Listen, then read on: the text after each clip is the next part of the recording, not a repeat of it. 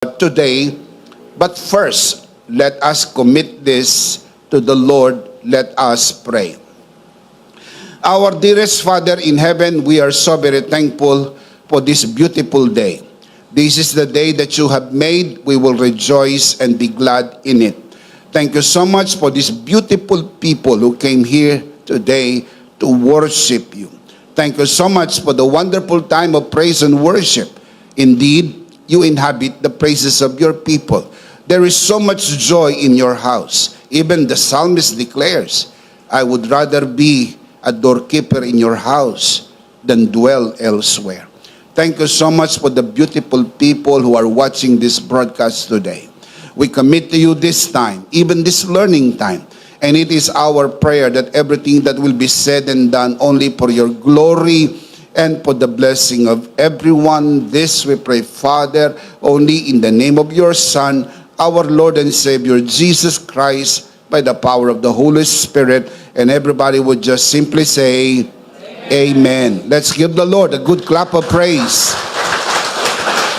Praise God. Ito po ang ikasyam na linggo ng pagbagtas po natin sa series na ito. Ang ibig sabihin, 8 malaking katotohanan na po ang ating natutunan. Let's have a very quick review. We learn in this series that in Christ, I am perfectly loved by God. Also, we learn that in Christ, I am completely forgiven. Also, we learn that in Christ, I am righteous and holy like God. Also, we learn in this series that in Christ, I am a child of God. Also, we learn that in Christ, I am a new person inside. And this is one of the most popular things, that in Christ, I am blessed and highly favored. I am charito. Also, we learn in this series that in Christ, I am rich and godly. Not just rich, but also godly. Also, we learned just last week that in Christ, I am healed and healthy. We need to move on. We need to add one more today. Today, we are going to talk about anointing. Being anointed to serve. I want to share with you 3 things today. I want to share with you the definition, the affirmation, and of course, as we always do, the application of being anointed in Christ. Let's begin. Let's talk about the definition. What is anointing? Before I share with you what it is, I need to show you first what it is not. Kailangan ipakita ko muna sa inyo kung ano ang maling unawa ng relihiyon tungkol po sa anointing. Because people define anointing differently from denominational point of view based on their religious experiences. So let's quickly browse the misunderstanding. Then after this, we are going to talk about the true understanding. Let me enumerate 3 misunderstandings about anointing. Number 1, a reward for your performance. Ang isa sa maling kaunawaan ng anointing na itinuturo ng maraming relihiyon, ang anointing di umano ay premyo o gantimpala ng iyong performance. The more committed you are, the more anointed you are. The more you pray, the more you are anointed. The more you pray and fast, the more you serve, the more you are anointed. In short, madaling maintindihan. Sabi sa atin ng relihiyon, kapag gusto mo ng anointing, you have to work for it and you have to earn it. It is by your performance. Kaya ang misunderstanding, anointing is a reward for your performance. Number 2, another misunderstanding is that anointing is a level of your performance. Level of your performance. Antas ng iyong performance. Kaya meron po silang sukat. Anointed, more anointed, and most anointed. Anointed, medyo anointed, hindi anointed, kulang sa anointing, so forth and so on. Sinusukat po nila yung anointing ng tao doon sa kanilang performance. At yung marami, sinusukat yung anointing ng pastor doon sa likod ng pulpito. Kapag ang pastor Eka ay sigaw ng sigaw, anointed. Kaya ibang pastor wala nang ginawa kundi sumigaw para mapagkamalang anointed. Now, hindi po nakikita ang anointing sa pagsigaw. May mga tao po na pag nasa likod ng pulpito ay volumatic. Talagang napakalakas ng volume, sigaw ng sigaw. Kaya kalahati pa lang ng sermon, paus na. Kasi isa lang naman ang service nila. Papaano kung ang service nyo 3, 4, 5, 6, meron pa kayong online? Sa mga tuwid, hindi ho nakukuha yan sa pagsigaw. Pero again, dahil po ang sabi ng reliyon, kailangan ng anointing ay level of your performance. Kaya pag pinapawisan, anointed yan. Kapag tumatalsik ang laway, anointed yan. Kaya yung laway na yan, anointed yan. Kaya yung mga nasa harapan, sila'y blessed and highly favored. Kaya yung ibang mga tao ay talagang pinipili nilang umupo sa unahan at yung iba naman ayaw nilang umupo sa unahan. Sapagkat ang sukat ng anointing ay nandun po sa performance ng pastor o kaya ng mga song leaders o kaya ng praise and worship team dahil sa kanilang performance. Kapag maganda ka ang tugtugan, anointed. Kapag maganda ka ang pagkakakanta, anointed. Na mga kapatid, dapat po tama ang tugtugan, dapat tama ang kanta, dapat tama ang tono, sapagkat iniinsayo naman po yan. Pero lahat po yan walang kaugnayan sa anointing. Number 3, misunderstanding. Ang anointing is a power that can be lost due to lack of performance. Napansin niyo po sa tatlong ito, ano yung paulit-ulit na salita? Performance, performance, performance. A reward for your performance. A level of performance. A power that can be lost due to lack of performance. Ang halimbawa po nila dyan ay si Samson, si David, and si Solomon. These are the best people of the Old Testament. Who is Samson? The strongest man. Who is David? The godliest man. Who is Solomon? The wisest man. Sa mga tuwid, iniisip nila ang mga taong ito ay nakaranas ng anointing at some point in their lives, but they lost the anointing because they fell into sin. Si Samson po ay nahulog sa kandungan ni Delilah. Si David ay nahulog sa kandungan ni Batseba. Si Solomon ay nahulog sa 300 na mga kalaguyo niya. At sabi nila nang bumagsak ang mga ito, sila po ay nawalan ng anointing. And based from this understanding, sila po ay nakagawa ng kaunawaan na ito po ang understanding ng anointing hanggang sa panahon natin. We need to understand that the anointing is from the perspective of where we live right now. We need to understand the anointing not from the Old Testament perspective, but rather from the New Testament perspective, where we live in right now. We also need to understand anointing not from the Jewish perspective, but from the church perspective, where we are right now. We are the church of the Lord Jesus Christ. We need to understand anointing not from the Old Covenant, but from the New Covenant perspective. Why we say so? Because we live in the New Covenant, and the New Covenant is a better covenant. It is important also to keep in mind that the Holy Spirit works differently in the New Covenant than in the Old Covenant. Now, why we say so? Listen to this. In the Old Testament, the Holy Spirit came upon people only for a specific purpose and time, and not to stay any longer. ang ministry ng Holy Spirit sa Old Testament, mga kapatid, ay hindi po permanente sa isang tao. Lumulukob ang Holy Spirit kasama ng kapangyarihan nito sa isang tao, sa grupo ng mga tao, only for a specific purpose, only for a specific time.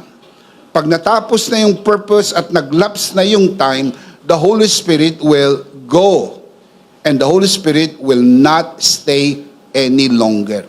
That is the reason why David prayed this prayer. Psalms 51 verse 11. David prayed, "Do not cast me from your presence or take your Holy Spirit from me." Ito po yung panalangin ni David nung siya po ay nahulog sa pagkakasala ng pakikiapid kay Batseba. Siya po ay nagkasala ng pakikiapid at kasalanan din ng pagpatay dahil indirectly ipinapatay niya si Uriah na asawa naman po ni Batseba. And then he prayed, nung siya po ay magkasala, "Do not cast me from your presence or take your Holy Spirit from me." Ito po yung Old Testament prayer. Listen now. We do not pray this prayer anymore in the New Testament or in the New Covenant, because we live in a new covenant. We live in a different dispensation. We live in a different dealings. We live in a different time, hindi katulad ng time nila David, sapagkat meron tinatawag na progressive revelation. From the Old Testament, nag-progress na po. Kasi kung mananalangin tayo ng ganyang klase ng panalangin, we are insulting the finished work of Jesus. Para bagang walang nangyaring krus. Para bagang walang Kristong namatay sa krus ng Kalbaryo. Para bagang walang umako ng ating kasalanan, namatay, inilibing at muling nabuhay at buhay magpakailan-kailan paman. That is a great insult. That is why in the Old Testament, there is what they call revival. Psalms 92 verse 10. "But my horn you have exalted like a wild ox. I have been anointed with fresh oil." Now look at the verse. I have been anointed with what kind of oil? Fresh oil. Bakit po fresh oil? Kasi po, naluluma yung oil kahapon. You cannot live in the old anointing. You cannot live in the yesterday's anointing. That's how they live. Kaya meron silang revival. Sa Old Testament, nagkakaroon ng revival. Sa New Testament, wala na pong revival. Kaya po yung mga revival, yan po ay gawain sa Old Testament. Kasi nanlulumo, nangihina, nanlulupaypay, nawawala po yung anointing, nawawala po yung sigla, sapagkat yun po ay based on performance. Now that we live in the new covenant, hindi po need ng revival. Kasi hindi na po umaalis ang Holy Spirit sa new covenant. Sa old covenant, pumapasok ang Holy Spirit, umaalis ang Holy Spirit. Pagpasok niya, gagawin niya po yung specific purpose and specific time, pero after that, aalis na po ang Holy Spirit. Kapag po ang nilukuban ng Holy Spirit ay nagkasala, aalis po ang Holy Spirit. Sapagkat hindi pwedeng magstay ang Holy Spirit doon po sa taong nagkasala. Sapagkat tumatahan ang Holy Spirit, mga kapatid, only for a while. Now in the new covenant, He will stay with us forever. Sa Old Testament, wala pang born again. Hindi pa po naboborn again ng Spirit. Kaya tumatahan lang ang tao, mga kapatid, hindi po sa Spirit. Doon lamang po sa tao, doon sa kanyang body, kaya meron siyang lakas. Katulad ni Samson, meron siyang lakas dahil yung Holy Spirit lumukob sa kanyang body. Lumulukob sa soul. Kaya si Solomon ay merong katalinuhan na hindi pangkaraniwan. Pero hindi ho lumulukob ang Holy Spirit sa Old Testament sa Spirit. Kasi po ang spirit ng tao ay spiritually dead. Hindi pa po pwede magkaroon ng spiritual life kasi wala pa yung provision ng death and resurrection of Jesus Christ. Nagkaroon lamang po ng born again nung magkaroon ng provision sa krus. Dahil po sa kamatayan ng Panginoon ay nagkaroon po ng provision na pwede niya nang ibigay sa atin ang kanyang buhay. Kapag na-born again ng tao, tinatanggap niya ang buhay ng Panginoong Jesus. Can you say amen? John 14:16. I will ask the Father, and He will give you another counselor. Ano po yung tinutukoy na another counselor?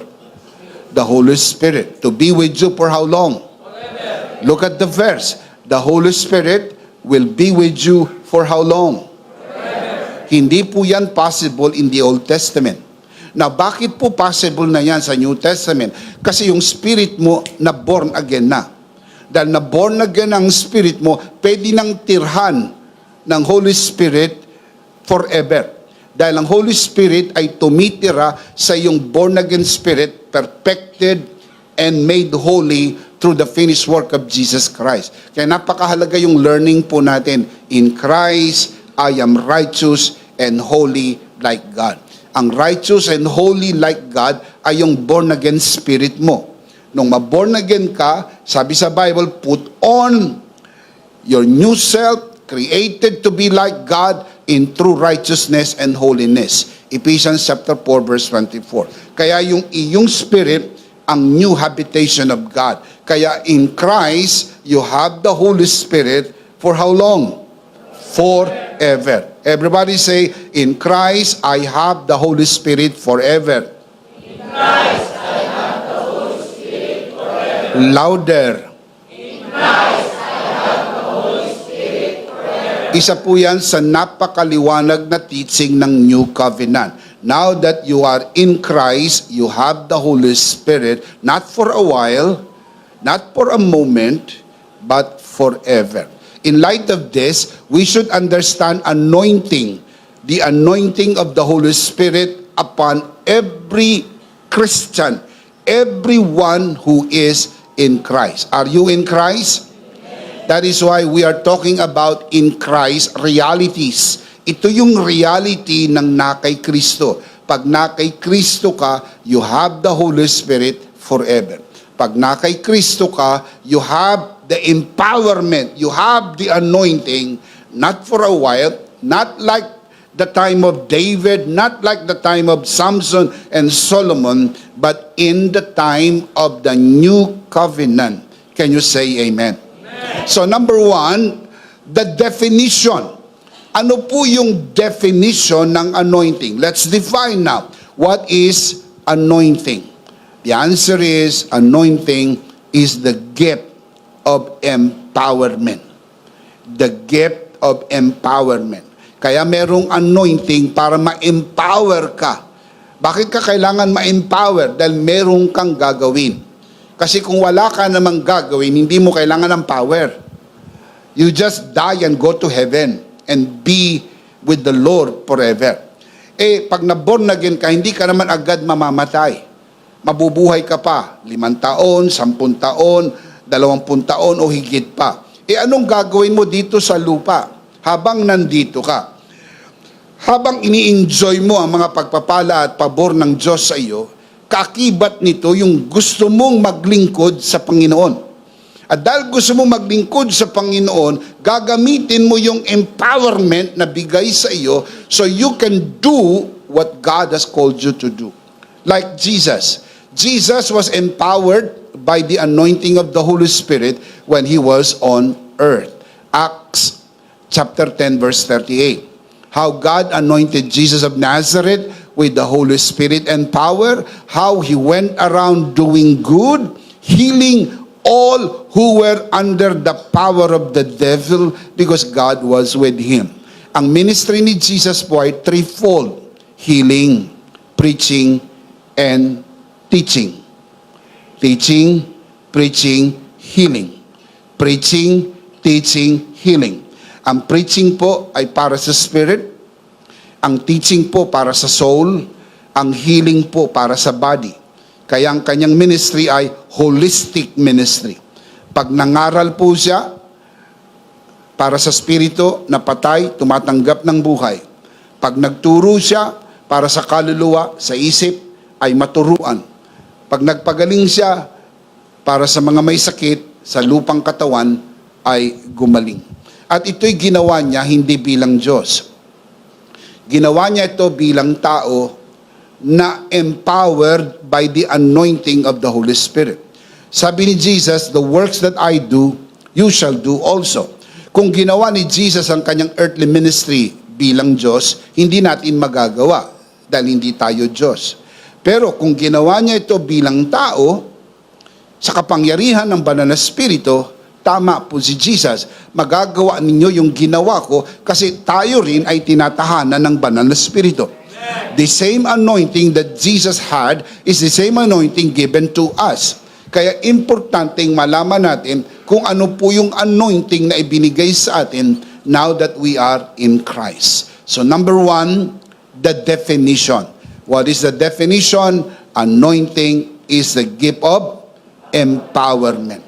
Number 2, let's talk about the affirmation. Ano po yung affirmation ng Bible regarding anointing? Let me give you 3 affirmations from the Word of God. Number 1, the Bible affirms the fact that you are anointed.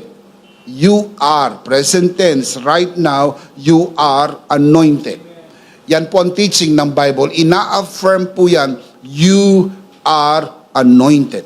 Everybody say, in Christ I am anointed. In Christ I am anointed. Louder. In Christ I am anointed. Now, let me show you the scripture. 2 Corinthians chapter 1, verse 21. The Apostle Paul writes, now it is God who makes both us and you stand firm in Christ. Are you in Christ? Yes. In Christ. Look at the next line. He anointed us. Are you in Christ? Yes. He anointed you. Anointed na, hindi pa. Anointed na. Ang Greek word na ginamit ay kryo. Ang kryo po ay root word ng Christos. Christos. Christ. Kasi ibig sabihin ng Christ, the anointed one. Kaya po yung anointing natin ay si Christ. Pag nasa iyo si Christ, anointed ka. Dahil yung anointing has nothing to do with your performance. Your anointing has everything to do with Christ and His finished work on the cross of Calvary. Can you say amen? Ang word na kryo, ang Greek word na yan ay nakasulat po sa aorist tense. Meaning, once anointed, always anointed. Hindi po nawawala ang anointing. Hindi katulad ni Samson, hindi katulad ni Solomon, hindi katulad ni David. Sila po'y nabuhay sa ibang panahon. Hey, wag mong ikumpara ang sarili mo sa kanila. Mas mainam ang ating panahon. Tayo nabubuhay sa panahon na nai-enjoy natin ang tinapos na gawa ni Kristo sa krus ng Kalbaryo. Amen. Nag-progress na po from Old Covenant to the New Covenant. Tayo po from no covenant to the New Covenant. Hindi po tayo kasali sa Old Covenant. Si David, si Samson, si Solomon, they live under the Old Covenant. Hey, we are never part of that. Tayo po ay mga Gentiles, wala tayong covenant. Tayo po ay lawless, tayo po ay hopeless, tayo po ay helpless, tayo po ay godless, tayo po ay covenantless, tayo po ay lessless. Walang-wala tayo. Salamat lang sa grasya ng Panginoon. Salamat lang sa biyaya na naipagkaloob sa atin. Shout amen. What does being anointed mean? Ano ba ibig sabihin pag ikaw ay anointed? Being anointed means that you are consecrated and set apart for religious service. Kaya ka inanoint. Ikaw po'y kinonsecrate, ikaw po'y sinet apart for religious service. Sino bang ina-anoint sa Old Testament?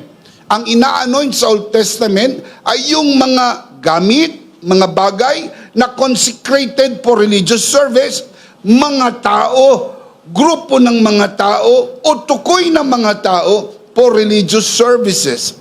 For example, ang priest ina-anoint, ang kings ina-anoint, ang mga prophets ina-anoint, ang mga kasangkapan sa templo ay ina-anoint in order to serve the purpose ng religious service or services.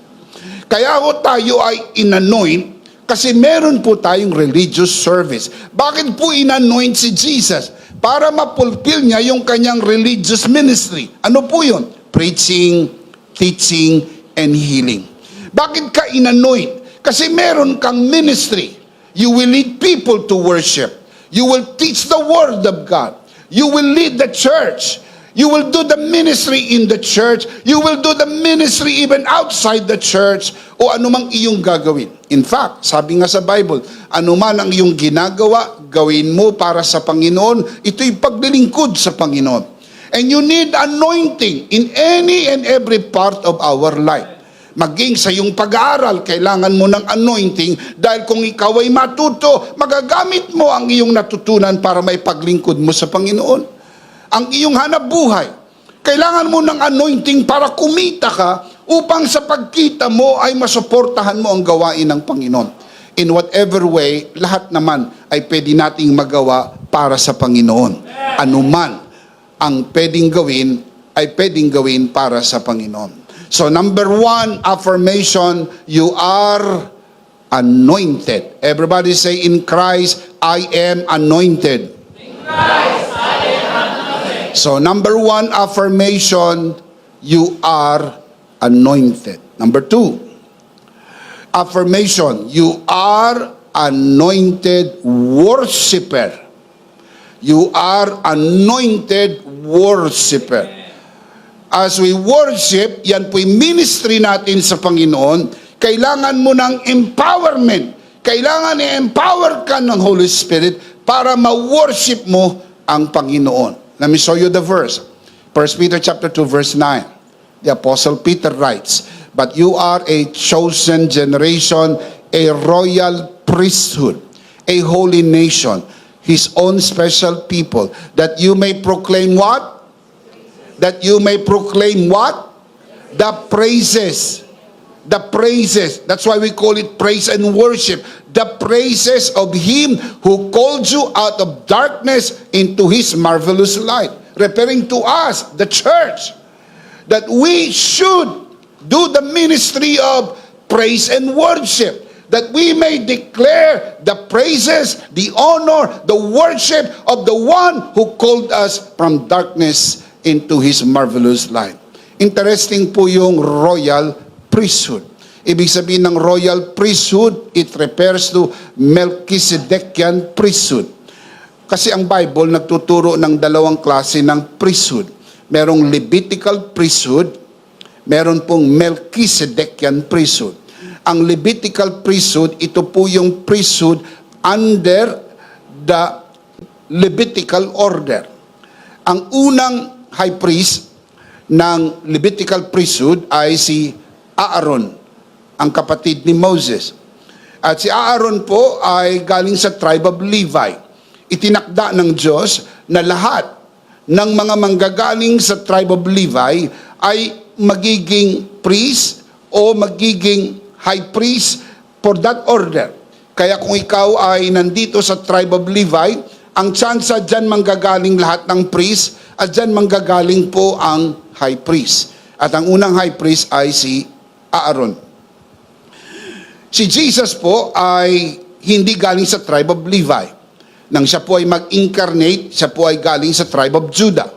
So by virtue of the tribe, hindi siya pwedeng maging priest, more so maging high priest in the order of Levitical priesthood. Ang pagiging high priest ni Jesus ay galing po kay Melchizedek. Bakit po siya galing sa tribe of Judah? Kasi kailangan niyang i-fulfill ang dalawang office, king and priest. Ang kanyang pagiging king ay galing sa tribe of Judah. Kasi by the rule, lahat ng king manggagaling sa tribe of Judah. lahat ng priest manggagaling sa tribe of Levi. Siya po ay hindi galing sa tribe of Levi, so hindi siya pwedeng maging priest in the order of Levitical priesthood. Pero pwede siyang maging king kasi galing po siya sa tribe of Judah. Saan po galing ang kanyang pagiging priest? Ang kanyang pagiging priest ay galing po sa order of Melchizedek. Kaya tinawag po yang royal priesthood, royal kingly. Pag sinabing royal, kingly priesthood. Sinong tinutukoy na royal priesthood? Tayo. Kasi po, under tayo sa high priest ni Jesus, which is the high priest according to the order of Melchizedek. I'll show you the verse. Hebrews chapter 6, verse 20. Where Jesus, who went before us, has entered on our behalf. He, referring to Jesus, has become a high priest for how long? Forever. Hindi po napalitan si Jesus. Hindi tulad ng Levitical priesthood na papalitan po ang kanilang high priest kasi namamatay. Pag namatay ang high priest, papalitan na naman. Pag namatay ang high priest, papalitan na naman. Sa order of Melchizedek, ang pagiging high priest ni Jesus is for how long? Because Jesus would never die. Dahil hindi siya mamamatay, his being high priest is forever. In what order? In the order of Melchizedek. Dahil si Jesus po ang Melchizedek ng Old Testament. Jesus is our high priest. He became the high priest in the order of Melchizedek for how long? Forever. And we become priests.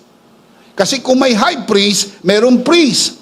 Ang lahat ng believers ay priests. Kaya isa po sa mga teaching ng New Covenant ay believers' priesthood.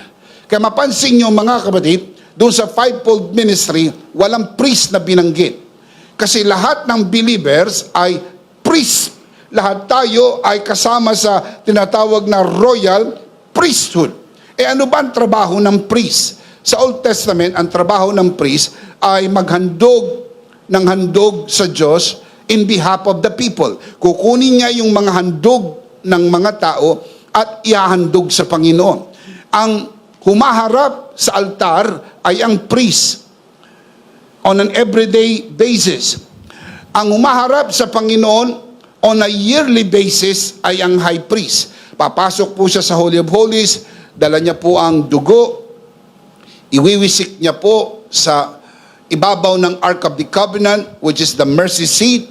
At ito po ay ginagawa sa panahon po ng Day of Atonement, Yom Kippur, once a year.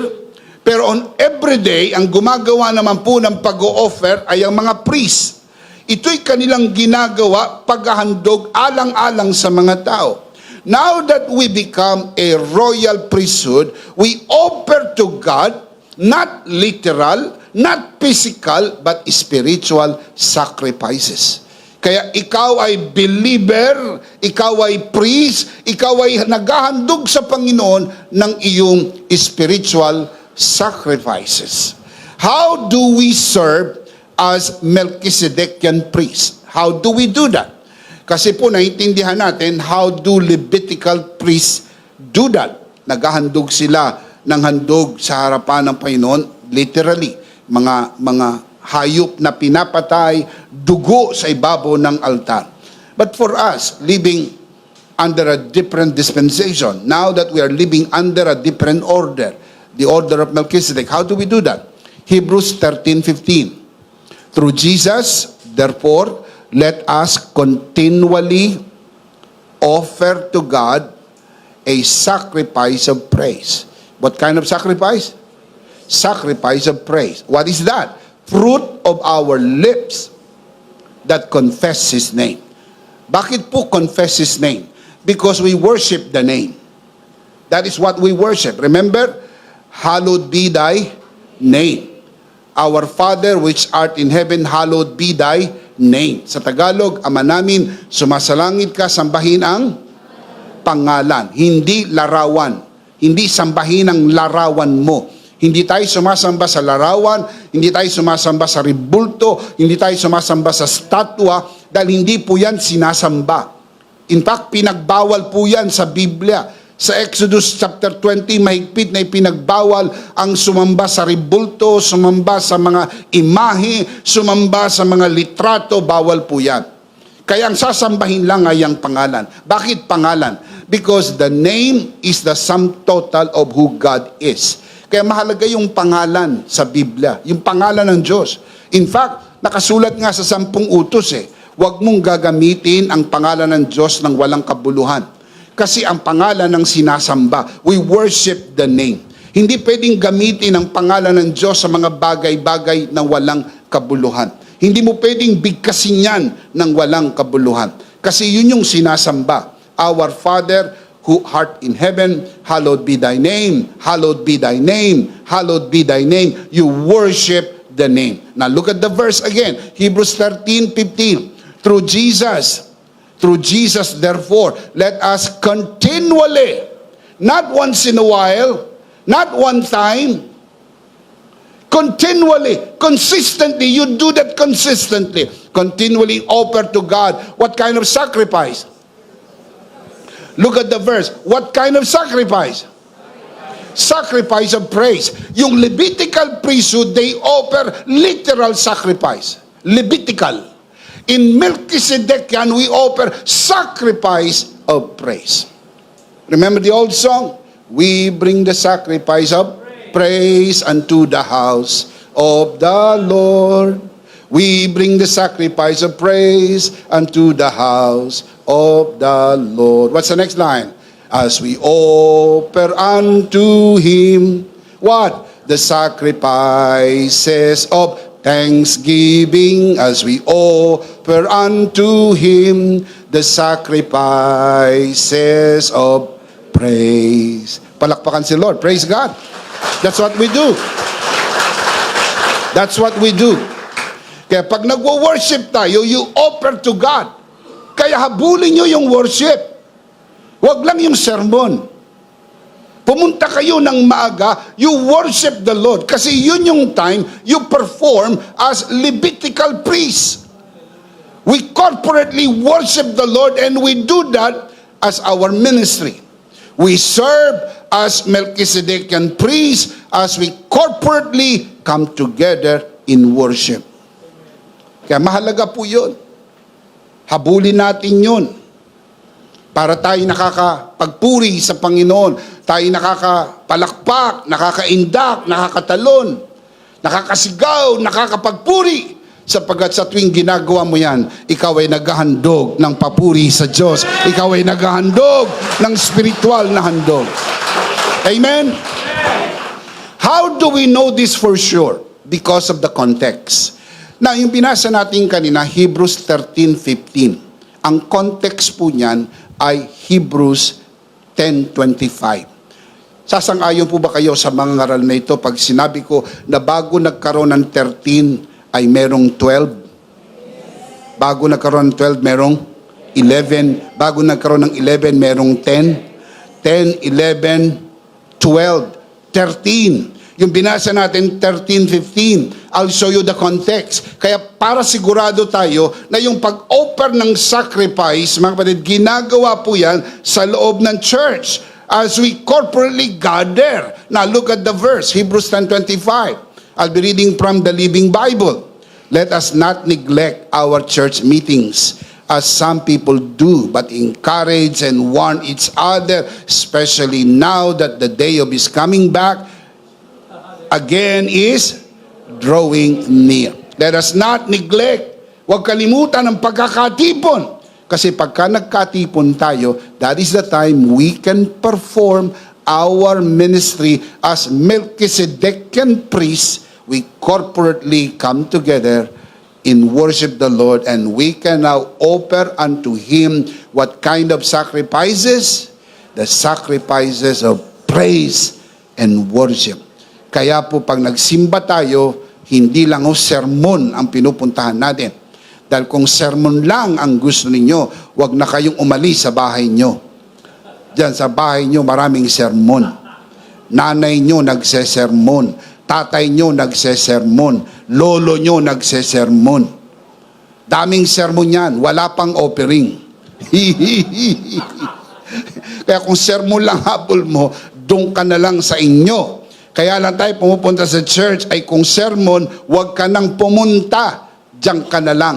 Kung gusto mo lang ng sermon, manood ka na lang. Ang dami niyan sa YouTube. Ang dami po niyan sa live. Dami nagla-live. Kahit walang nanonood, may nagla-live.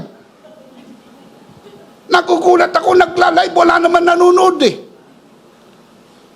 Wala talaga. Pero live ng live. Oh. Kaya kung yun lang ang gusto mo, mga kapatid, ang dami niya nagla-live, dami niya nag-YouTube. Kung yun lang ang gusto mo. Pero napakaganda ang pumunta sa bahay ng Panginoon. Sama-samang umawit, sama-samang magpuri, sama-samang sumigaw ng papuri sa Diyos na mabuti sa lahat. Palakpakan si Lord. Praise God. Come on, clap your hands. Praise God. But of course, we do not condemn those who cannot come to on-site worship for valid reason. Hindi po ako nagko-condemn. Naiintindihan ko po, sapagkat yung iba meron talagang valid reason. Pero yung iba, wala talaga. Wala talaga. Na, ikaw ang kinakausap kong nanonood sa broadcast nito. Hindi ko alam kung may valid reason ka for not coming on-site. Pero kung meron, I'm not condemning you. I am just reminding you, sana makapunta ka sa on-site kasi masarap din ang on-site. Maka-fellowship mo, mga kapatiran, magkaroon ng pagkakataong sumamba sa spirito at katotohanan. Amen. But also we encourage some people na mayroong valid reason to watch the broadcast live. So there is still a gathering. Digital do, pero gathering pa rin. Kung a-attend ka sa live, ang suggestion ko, manood ka ng live. Huwag yung was live. Kasi kung was live ka na manonood, wala nang gathering. Para ka nang nanonood ng Netflix, para kang nanonood ng Xflix, at kung ano nung mga Flix. Dami niyan eh. Meron pang Inflix, di ba? Merong Netflix, at kung ano-ano pa. Eh yun na lang, para kang nanonood lang doon. Kasi was live na. Pero, kung ikaw ay naka-attend ng live, may corporate gathering yon. Digital, pero at least may gathering. Kaya makikita nyo, pag nanood kayo, di ba, nandun yung mga nanonood from different parts of the world. Nagko-comment sila. Kaya pag nanonood kayo, mag-comment kayo. Mag-comment kayo. Mag-amen kayo. Nagpapatawa yung pastor, di kayo tumatawa. Pero alam ko, tumatawa kayo doon. Pero hindi ko nakikita sa comment. Tumawa ka doon sa comment. Lagyan mo ng hi. Ha. Eh dahil malapit na ang Pasko, ho. Oh, tumawa ka. Mag-participate ka. Oh, yung iba sabi, nanood daw. Hindi naman naramdaman yung presensya mo. Hindi nakita. Nanood yung spirito mo, pero hindi ang iyong kaluluwa at katawan. So, magkaroon ka ng participation. Now, to know more about this, meron po akong ebook na isinulat, is Online Church Biblical? Find out. Para hindi ka nako-condemn. Hindi mo kinokondemn sarili mo, hindi mo hinahayang i-condemn ka ng iba. Alamin mo, ano yung valid reason kung pwede ang online church. Ano yung hindi pwede, kailan yung pwede, kailan yung hindi pwede. Find out. May sagot naman po ang Biblia tungkol po dyan. So get a copy and I'm sure this will just bless your heart as well. But, if you can come physically, please do so. Kasi when you come, you fulfill your service as Melchizedekian priest, offering to God a sacrifice of praise. Can you say amen? Not only we offer to God a sacrifice of praise, we also offer to God our offering, material and financial offering. As we offer to God, that is what priests do. I'll show you. Philippians chapter 4 verse 18. Paul writes, "For I have received full payment and even more. I am amply supplied. Now that I have received from Epaphroditus the gifts you sent." Period. They, ano tinutukoy na they? The gifts. Very good. The gifts you sent, they are what? fragrant offering. You see, hindi lang po yung praise and worship ang offering. Even your financial support to the man of God, or even to the servant of God, or even to the work of God as a whole. In this case, ang binigyan ng support ng mga taga Pilipos ay si Apostle Paul. Ang sabi po ni Apostle Paul, I have received, natanggap ko na yung support, the gifts you sent, and they are what? Fragrant offering. What else? An acceptable sacrifice, pleasing to God. See, ginamit yung dalawang salita, offering and sacrifice. Saan lang po ginagamit yan? Sa Levitical priesthood and also sa Melchizedekian priesthood. And hindi tayo kasali sa Levitical priesthood, so ang context natin, dapat tayo ay nasa Melchizedekian priesthood. We offer to God sacrifice of praise. Ano yun? Praise and worship. We also offer to God material and financial offering. Kaya may offering sa church. Kasi pag nagbibigay kayo ng offering, you are giving to God a fragrant offering. Mabango. Mabango.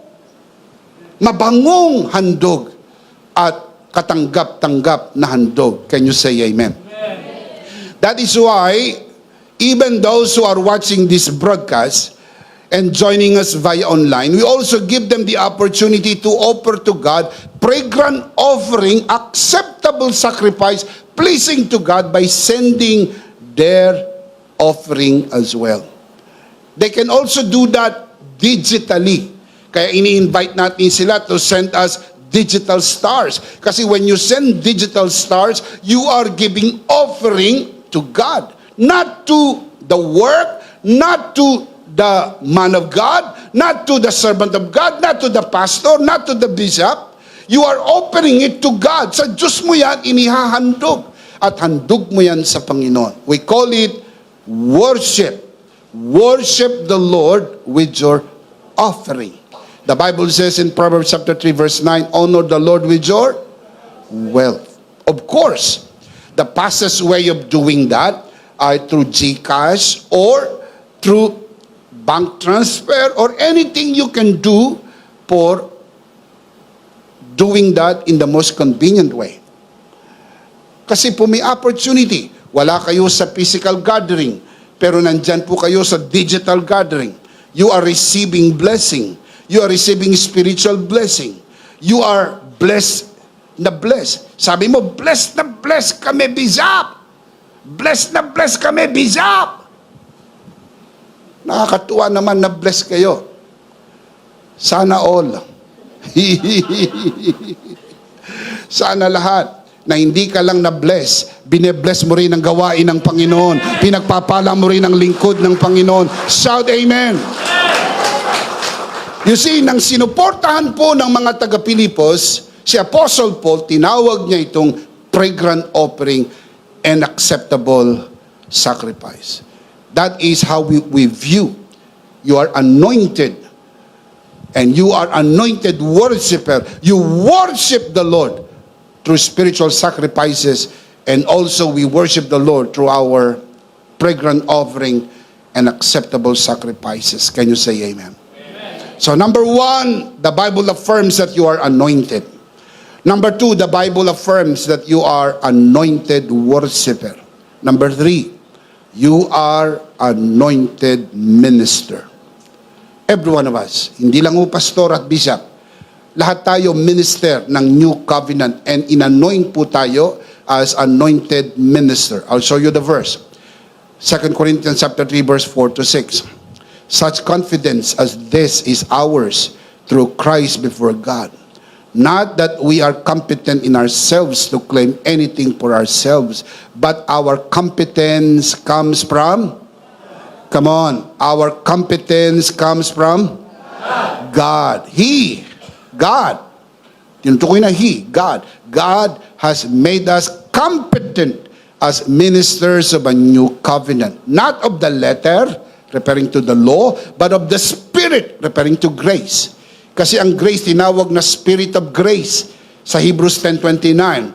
But, look at this, for the letter, the law kills, but the Spirit, referring to grace, gives life. May contrast between law and grace. And we are ministers of the new covenant, which is the covenant of grace. So what is the new covenant? Let me give you the definition. What is the new covenant? The new covenant is an agreement between the Father and the Son, in which God commits himself to save, bless, and forever keep all those who are in Christ. Whew. So beautiful. I want to say that again. The new covenant is an agreement between the Father and the Son. Silang nagkasundo. Hindi ikaw ang kausap. Hindi ikaw ang kausap ng Ama. Huwag kang OA, ha? Hindi ikaw ang kausap ng Ama. Ang nag-usap ay ang Ama at ang Anak. Silang dalawa lang ang nag-usap. Benepisyaryo lang tayo ng kanilang napag-usapan. Amen? Nag-usap sila. Anong kanilang napagkasunduan? Nag-commit ang Ama. Sabi ng Ama, committed ako. Ng lahat ng nasa iyo, ililigtas ko, pagpapalain ko, at iingatan ko. Praise God! Amen! Praise God! In Christ. Kaya yung pinag-aaralan natin, yung yaman ng in Christ. Tinitignan natin yung salita ng Diyos, gaano kayaman yung katotohanan ng in Christ. Pag na kay Kristo ka, benepisyaryo ka ng napagkasunduan ng Ama. Ang sabi ng Ama sa kanyang anak, ang lahat ng nasa iyo, niligtas ko, pinatawad ko, pinagpala ko, pinaburan ko, at hindi mawawala. Iingatan ko sila hanggang sa araw ng kaligtasan at katubusan. Shout Amen! I need to show you the verse, because the verse is the voice of God. Hebrews 10:7. Then I, referring to Jesus, Jesus said, si Jesus nagsasalita rito, then I said, here I am. It is written about me in the scroll. I have come to do your will, O God. I have come to do what we have agreed upon. Yun ang sabi ni Jesus, I have come to do what we have agreed upon. Ano yung napagkasunduan natin? Ano yung covenant natin? Isusugo mo ako. Mamamatay ako sa krus ng Kalbaryo. Ititigis ko ang aking banal na dugo. At sino masasampalataya sa akin? Ano na pagkasunduan natin? Lahat ng sasampalataya sa iyo ay may buhay na walang hanggan. Ang lahat ng sasampalataya sa iyo, pinatawad ko na, pinagpala, pinaburan. Ang lahat ng sasampalataya sa iyo, kapag ka may sakit, pinagaling ko na. Pag may pangangailangan, kinatagpo ko ang kanilang pangangailangan. Hindi sila magagalaw ng kaaway. Sila'y protektado ko sapagkat sila'y nasa iyo. Praise God. Ang pinakamagandang pwesto sa lahat ay ikaw ay na kay Kristo. Pag na kay Kristo ka, ikaw ay pinagpala at pinaburan. So what is the will of God? I'll show you what is the will of God. John 6:38 to 39. You will love this one. For I have come down from heaven, Jesus said, not to do my will, but to do the will of him who sent me. Who sent Jesus? The Father sent his Son. Now look at verse 39. And this is the will of my Father. This is the will of the one who sent me, that I shall lose none of all those he has given me, but raise them up at the last day. Ang kalooban ng aking Ama, wala akong iwawala kahit isa. Kaya kapag na kay Kristo ka, hindi ka mawawala kahit kailan. Amen! How do you know that for sure? The Father and the Son have made a covenant that no one in Christ will be lost. Praise God. Nagkasundo ang Ama at ang Anak. Gano'ng katibay ang kasunduan yan? Ang Diyos ay nagkasundo. Walang mawawala kahit isa. Grabe. Kaya ipayapa mo ang isip mo. Hindi ka maagaw sa kamay ni Jesus. Hindi ka maagaw sa kamay ng Ama. Shout Amen! John chapter 10, 28, 29, 30. Jesus said, I give them referring to the believers.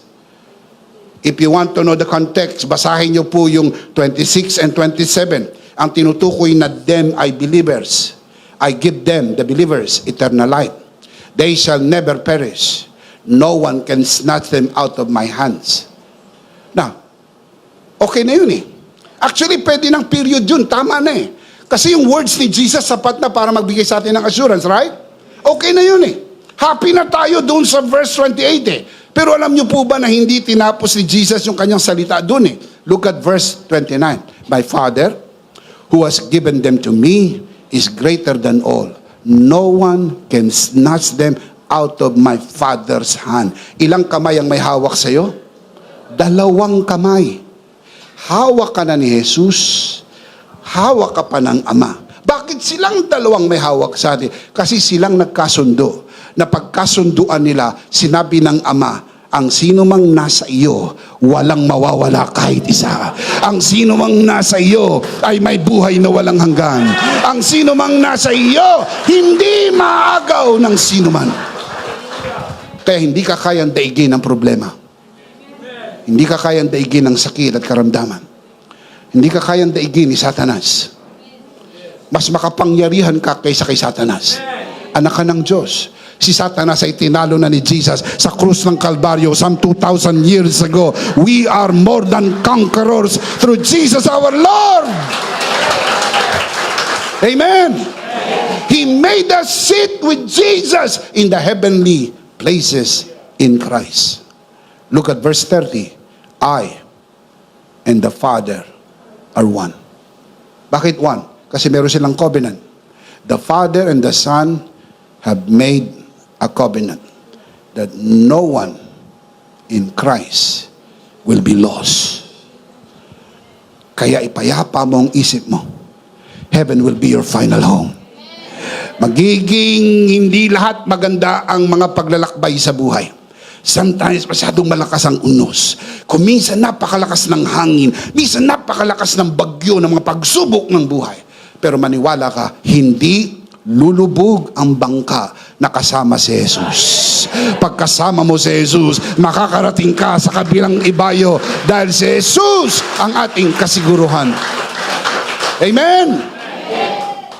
It is very important to know that the new covenant is an agreement between the Father and the Son in which God commits Himself to save, bless, and forever keep all those who are in Christ. Are you in Christ? Pag na kay Kristo ka, you are saved forever. The evil one cannot touch you. Naalala niyo po sa Old Testament, yung bahay na pinahira ng dugo, hindi ho makakapasok ang anghel ng kamatayan.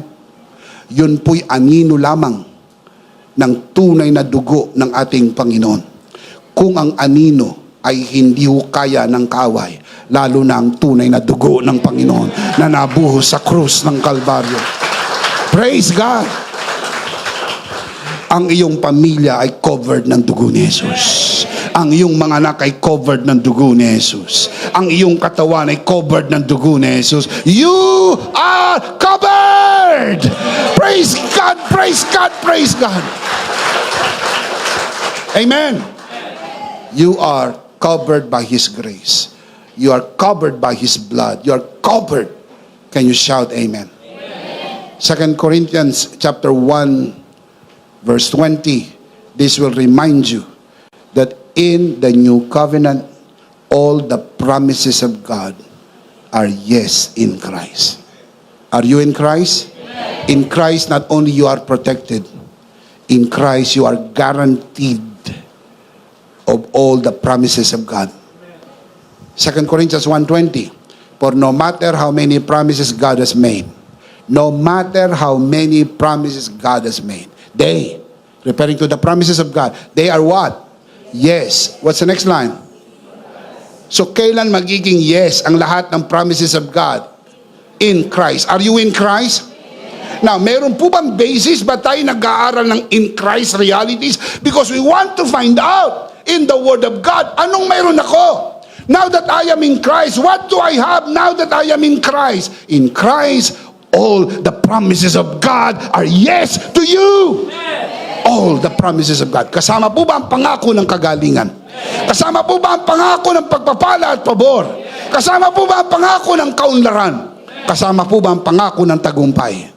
Kaya you are destined for victory. You are destined for greatness. Hindi ka mabibigo. Ikaw ay pinagpala. Ikaw ay pinagtagumpay. Ikaw ay anak ng Diyos. Lahat ng hawakan ng iyong kamay ay pinagpala ng Diyos. Pinagpala ka in all aspects of your life.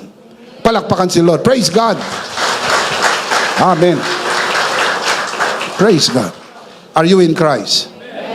And through Him, Christ, the Amen is spoken by who?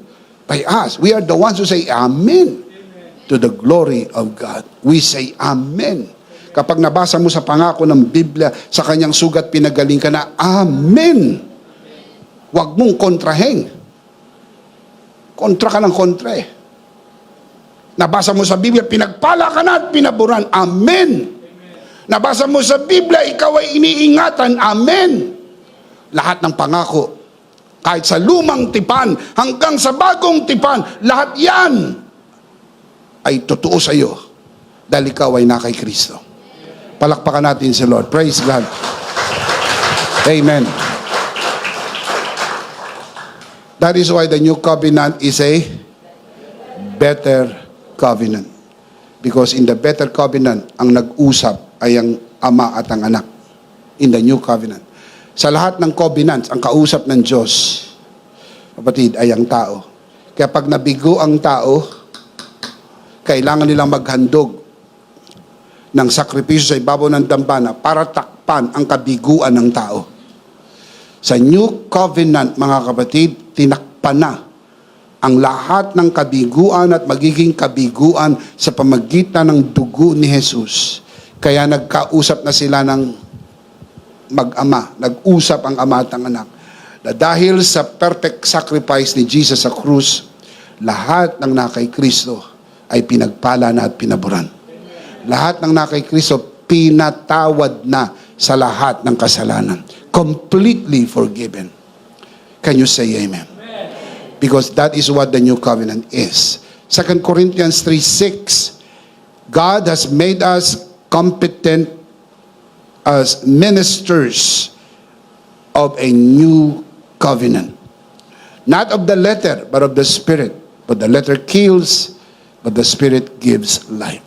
We are anointed ministers of the new covenant.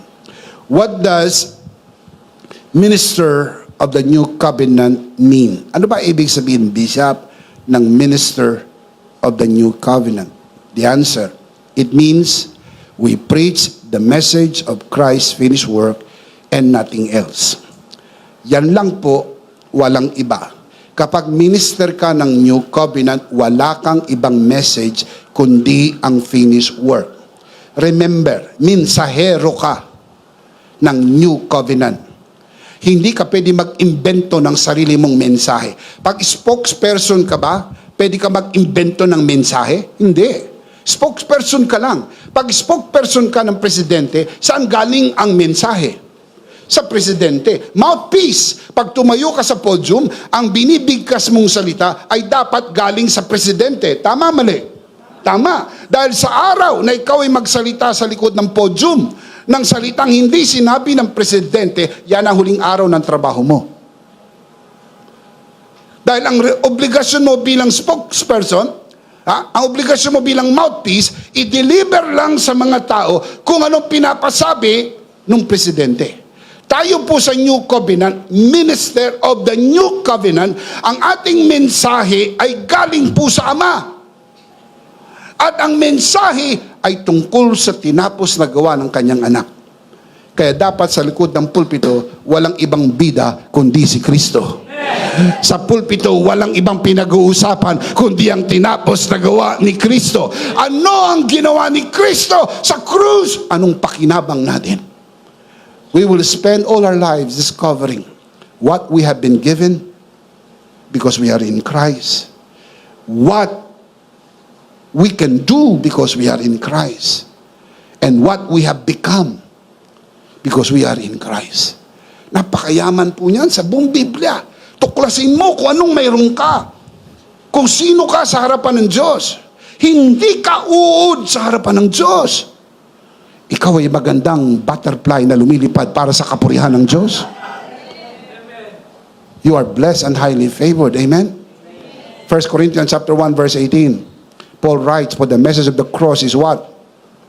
Foolishness to those who are perishing, but to us who are being saved. What is the message of the cross? The power of God. So what is the power of God? The message of the cross. What is the message of the cross? The finished work. Kung ito yung power of God, so share it, preach it. Every time you preach the message of the cross, you are releasing power. Because the power of God is in the message of the cross. 1 Corinthians chapter 2 verse 2. For I decided to concentrate only on Jesus Christ and His death on the cross. Paul made a decision. Sabi niya, I decided. Have you decided? We did. I did.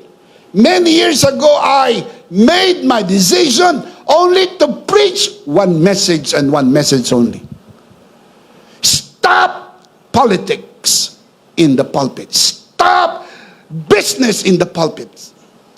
Only preach Jesus and His finished work. Can you say amen? Palakpakan natin si Lord. Amen. Praise God. Let's see them again. The affirmation. Three affirmations. Number 1, you are anointed. Number 2, you are anointed worshiper. You offer to God spiritual sacrifice and also fragrant offering and acceptable sacrifice. You are anointed minister. And being anointed minister, it is your commitment, full commitment, only to preach Christ's finished work and nothing else. Can you say amen? Amen. Number 3, I'll close with this. The application. So the definition, anointing is the gift of empowerment. The affirmation, I gave you 3 affirmations. Now let's talk about the application. Number 1, believe and declare that you are anointed in Christ. You have to believe in your heart, confess with your mouth, you are anointed. Remember 2 Corinthians 1:21, He anointed us. Anointed na, hindi pa? Mahina po ang sagot ninyo. Anointed na, hindi pa?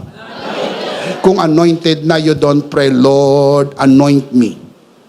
Instead, affirm, Lord, thank you that you already anointed us.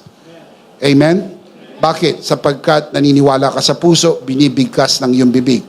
Don't just believe. Remember the 1-2 punch? Believe and declare. You have to believe in your heart and confess with your mouth. Romans 10:10, also Matthew chapter 12 verse 34, out of the abundance of the heart, the mouth speak. You have to say, I am anointed. Everybody say, I am anointed. In Christ, I am anointed. 2 Corinthians 4:13. And since we have the same spirit of faith, according to what is written, I believe, therefore I spoke. We also believe, and therefore speak. Anong kasunod ng believe? Speak. You have to believe and declare that in Christ you are anointed. We call this faith-filled words. Declare what you believe. So wag ka na mag-pray, Lord, i-anoint mo po ako. Manalangin ka, Lord, salamat, in-anoint mo na po ako. Tatayo ko sa pulpito, anointed mo ako, at ang mga kapatid ko'y anointed, makinig ng iyong salita. Lahat kami anointed, lahat kami pinagpala na. Amen? Because you believe and declare that in Christ you are anointed. Let's say this together. In Christ I am anointed. In Christ I am anointed. Louder. In Christ I am anointed. Number 1, believe and declare that you are anointed in Christ. Number 2, be more intentional in your worship. Be more intentional in your worship. Be more intentional in your worship. You remember, Melchizedekian priest ka. Ang Melchizedekian priest ay worshiper.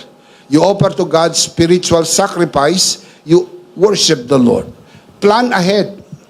Isama mo sa schedule ang pagsisimba. Nagpaplano ka ng mga lakad mo, di ba? Napaplano ka ng vacation mo. Nagpaplano ka ng mga lakad mo. Isama mo yung church. Isama mo yung, kasi part yun ng life mo. Hindi ordinary day ang Sunday. You have to check your schedule. Sunday is divine. Sunday is the Lord's day. Kaya pag nagplanning ka, isama mo yun. Sama mo sa schedule mo yun, sapagkat yun ay araw ng Panginoon. Remember Hebrews chapter 10 verse 25, let us not neglect our church meetings as some people do, but encourage and warn each other, especially now that the day of His coming back again is drawing near. Sama mo ang schedule ng pagsisimba. Recognizing the urgent need among the Kabiyaya to find full grace churches throughout the Philippines, we're excited to announce that the Full Grace Philippines Directory is now being developed. Isa po sa project ng EMI ngayon ay mag-develop ng Full Grace Philippines Directory, kung saan lahat ng Full Grace sa buong Pilipinas magkakaroon na ng directory. Ibig sabihin, yung mga nasisave sa broadcast, yung mga kabiyayang naghahanap, saan ba may Full Grace sa Iloilo? Saan ba may Full Grace sa Davao? Saan ba may Full Grace sa Las Piñas? Saan ba may Full Grace sa Leyte? So forth and so on. Next, pag natapos po ito, we will do the international. Saan ba may Full Grace sa Japan? Saan ba may Full Grace sa UAE? Saan ba may Full Grace sa Switzerland? Saan ba may Full Grace sa Canada? Saan ba may Full Grace sa Australia? But we will finish first the Full Grace Philippines Directory para magkaroon ng opportunity lahat ng mga kabiyaya makapunta sa pinakamalapit nilang church para maka-join sila sa praise and worship to honor the Lord. Can you say amen? For more information, connect with us through the EMI page. You can see the link on your screen. Yan po ay ang Full Grace Philippines Directory. Number 3, be more specific in your witnessing. Pag mag-witness ka, dapat specific ka. Only share the one and only message, that is the message of the cross. Ang buong Bible po, ang message ay the message of the cross. Sure ako. Kasi ang Old Testament po ay hula ng mangyayari sa krus. Ang New Testament ay record ng nangyari sa krus. Kaya the whole Bible, ang message po ay the message of the cross. Sabi ni Apostle Paul, 1 Corinthians chapter 1 verse 18, for the message of the cross, not the messages, singular, the message of the cross, the message of the cross, only one message. Not the sermon of the cross, not sermons of the cross. We're not talking about sermon or sermons. We're talking about the message of the cross is the power of God. The power of God is in the message, the finished work of Christ. That is why Paul made the decision. Sabi niya sa 1 Corinthians 2:2, I decided to concentrate only on Jesus Christ and His death on the cross. Focus only on one message. Don't share your church. Only if they ask, saan ka nag-church? They ask, then you share kung saan ka nag-church. Pero it doesn't matter. Hindi yun ang obligation mo i-share yung church mo. I-share mo si Jesus. I-share mo yung grace. Kung saan siya mag-church, no problem. Ang mahalaga, makakilala siya sa Panginoon. Ngayon, kung magtanong siya kung saan yung church, gusto niya sumama sa church nyo, isama mo. Pero secondary na lang yon. Ang primary, ma-share mo muna yung love and grace ni Jesus. Share the good news. Can you say amen? That is even more specific. Only what Jesus did on the cross. Number 4, be bold in claiming God's promises. Be bold. Maging matapang kang angkinin ng mga pangako ng Diyos. May pangako po ba ng kagalingan? Angkinin mo. May pangako po ba ng pagpapala at pabor? Angkinin mo. May pangako po ba na mabubuhay ka ng mahaba? Angkinin mo. Hindi yung meron ka lang naramdaman, magpapaalam ka na. Maghahabilin ka na. Ikaw ng lahat ng bahala sa aking mga utang.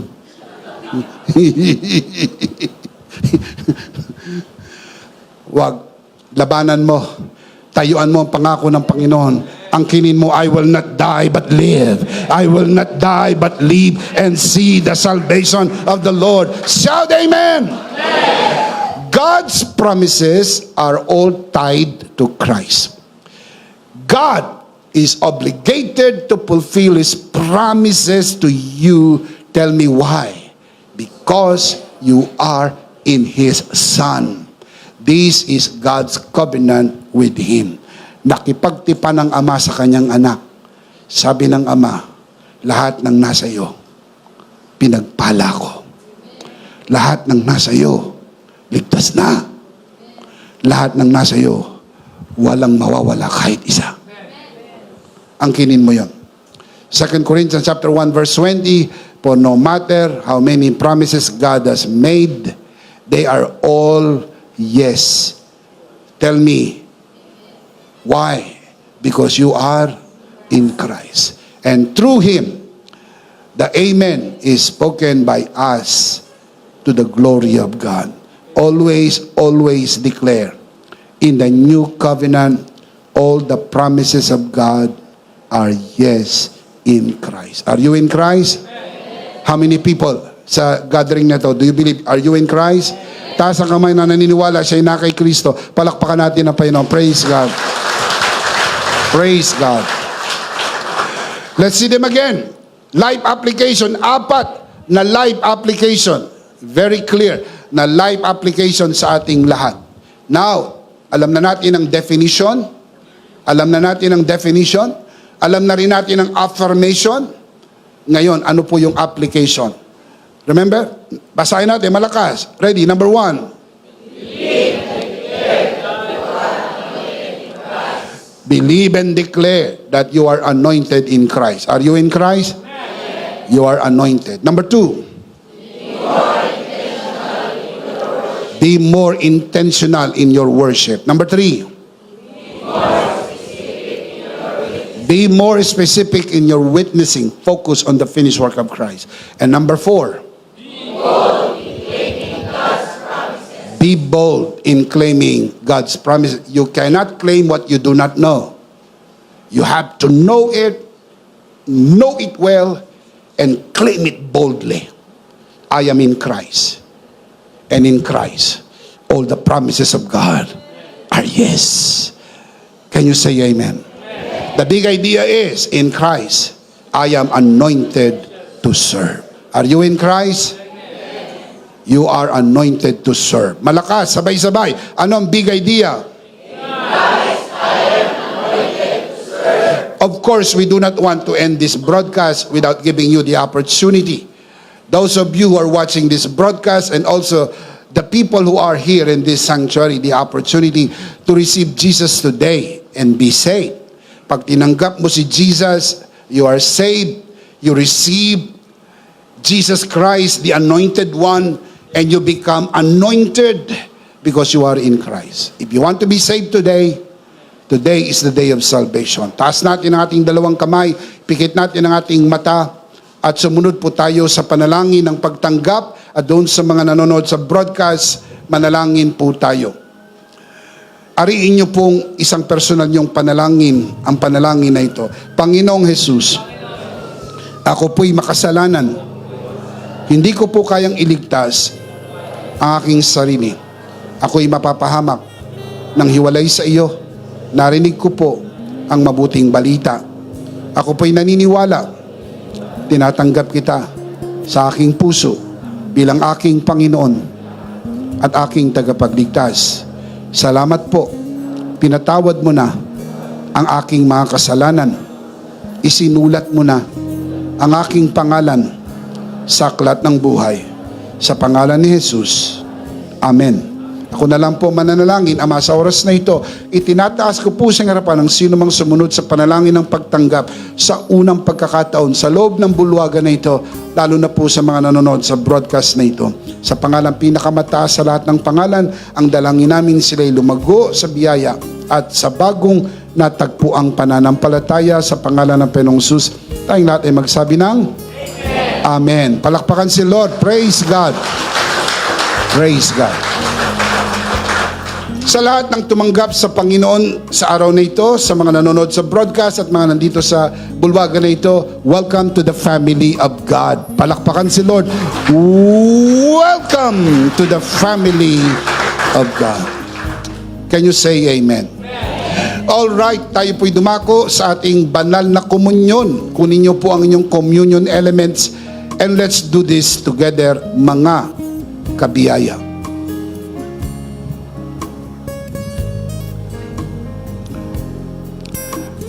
Let's do this together, mga kabiyaya. Hawak-hawak po natin ang pinakamakapangyarihang simbolo ng tinapos na gawa ni Kristo sa krus ng Kalbaryo. Ito ang aral na tinanggap ko sa Panginoon at ngayon naman ay binibigay ko sa inyo. Nang gabing siya'y pagkanuli, dumampot siya ng tinapay. Kanyang pinagpira-piraso at kanyang sinabi, ito ang aking katawan na pinagpira-piraso dahil sa inyo. Gawin niyo to bilang pag-ala-ala sa akin. Sabay-sabay po natin gawin.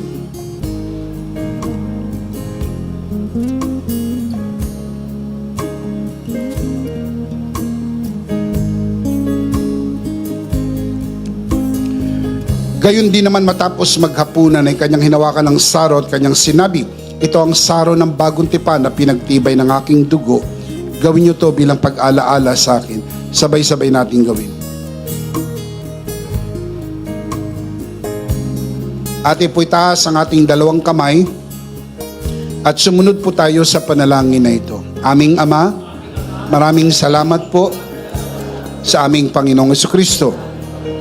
Panginoong Hesukristo, maraming salamat po sa iyong banal na dugo na iyong itinigis sa krus ng Kalbaryo. Dahil po dito, lahat ng aming kasalanan ay iyon ang pinatawad. Maraming salamat po sa iyong katawan na nabugbog at nasugatan. Dahil po dito, lahat ng aming sakit ay iyon ang pinagaling. Gaya ng nasusulat, sa iyong mga sugat, ako'y magaling na. Ako'y naniniwala, ako'y magaling na. Aking dinideklara, ako'y magaling na. Ako'y malusog, malakas, masigla, pinagpala, pinaburan, at mabubuhay ng mahal. Sa pangalan ni Jesus, maraming salamat po, Banal na Espiritu, sa iyong kapahayagan, sa mensahe ng biyaya. Sa pangalan ng Panginoong Hesus. Amen. Amen. Palakpakan si Lord. Amen. Praise God. Isang beses pa, malakas, sabay-sabay. Ano po ang ating big idea?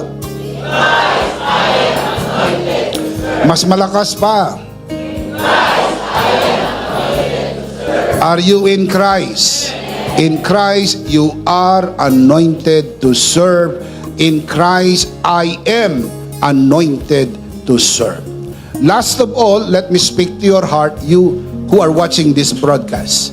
If this broadcast has blessed you, and if not asking too much, I would like you to bless this ministry with your love offering, so that together we can reach the world with the message of full grace. And from the bottom of our hearts here at EMI, we would like to say, thank you for giving to the Lord.